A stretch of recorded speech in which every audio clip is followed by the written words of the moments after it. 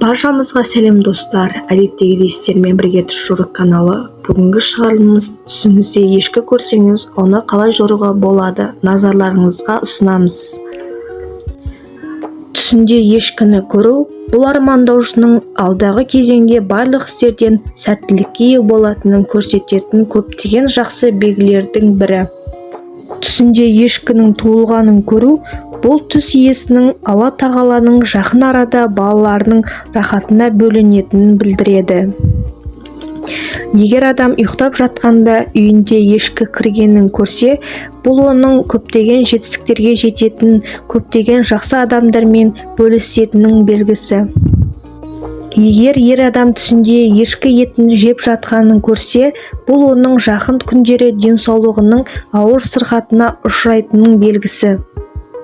Егер әйел түсінде ешкі сойылғанын көрсе, бұл оның көп ұзамай бақытты болуының себеп болатынын көптеген жақсы жаңалықтарды білдіреді.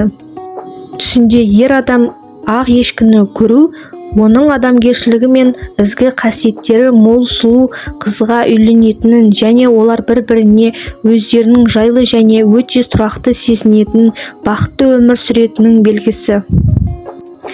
Егер адам түсінде ақ ешкіні барын көрсе, бұл оның өмірінде болатын түбегейлі өзгерістердің белгісі және оның Алланың бұйырғанымен жақсы жаққа өзгеруінің себеп болады.